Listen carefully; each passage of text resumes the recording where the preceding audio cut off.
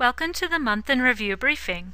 This briefing will highlight the weather of December 2012, as well as the temperature and precipitation outlooks for the month of January 2013. This graphic is from the High Plains Regional Climate Center and shows the departure from normal temperatures for the month of December 2012. The time period for the normals is 1981 to 2010. A value of 0 would mean that the location reported a normal average temperature. All of eastern Washington and most of northern Oregon reported near to above normal temperatures, with some locations in the lower Washington-Columbia Basin as much as 7 degrees above normal. Locations in central Oregon reported near to a few degrees below normal average temperatures.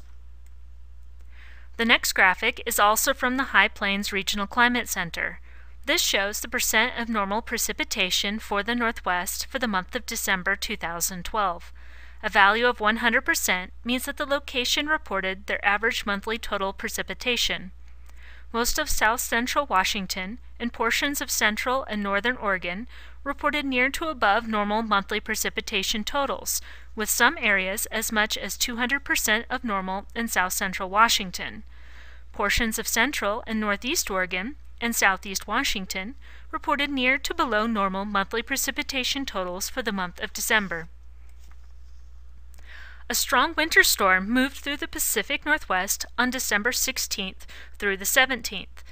Tightening southerly pressure gradients ahead of a cold front led to an increase in winds the night of the 16th.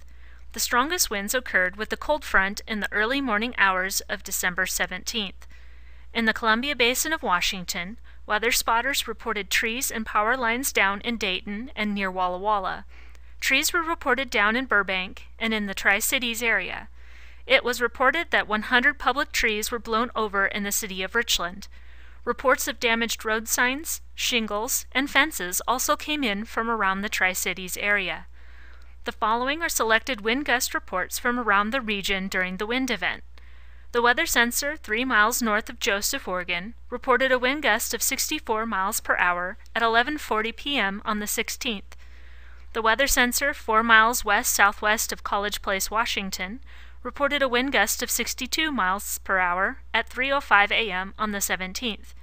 The weather sensor on Rattlesnake Mountain in Washington reported a wind gust up to 100 miles per hour at 3:15 a.m. on the 17th. The weather sensor in Benton City, Washington, reported a wind gust to 83 miles per hour at 4:59 a.m. on the 17th. The weather sensor 1 mile northwest of Richland, Washington, reported a wind gust to 76 miles per hour at 5 a.m. on the 17th.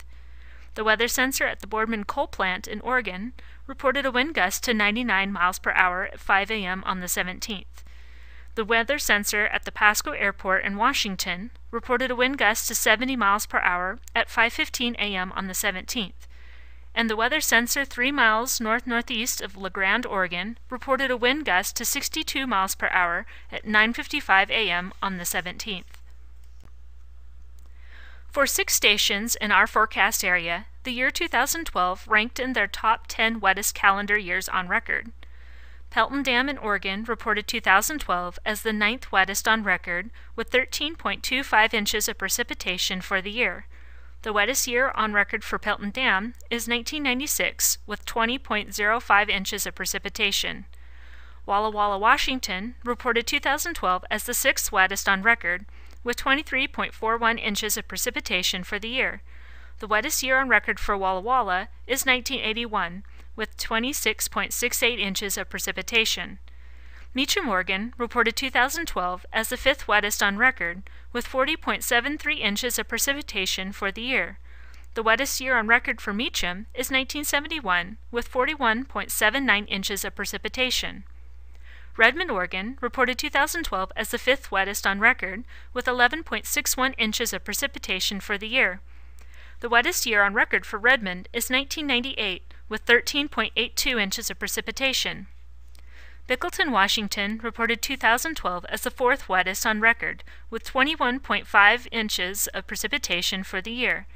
The wettest year on record for Pendleton is 2010, with 22.82 inches of precipitation. and Heppner, Oregon, reported 2012 as the third wettest on record, with 18.72 inches of precipitation for the year. The wettest year on record for Heppner is 1942, with 19.08 inches of precipitation. And now we will turn our attention to the forecast for January 2013. This graphic is issued by the Climate Prediction Center, or CPC, and is the temperature outlook for the month of January. The cool colors indicate a greater chance of below normal temperatures, and the warm colors represent a greater chance of above normal temperatures. The time period for the normals runs from 1981 to 2010. The western portion of the forecast area is forecast to have a greater probability of below normal average temperatures for the month. The eastern portion of the area is under an area called equal chances.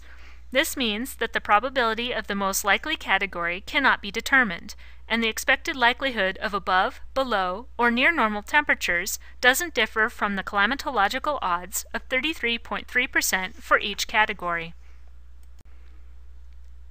This graphic is CPC's precipitation outlook for the month of January. The green colors represent a greater chance of above normal precipitation, and the brown colors represent a greater chance of below normal precipitation. The Pacific Northwest is under an area of equal chances. Please keep in mind that these are probabilities of averages, and that the day-to-day weather will still vary for the month of January. This concludes our briefing. Please continue to visit National Weather Service web pages for the latest weather information, including watches, warnings, and advisories. Thank you for your time.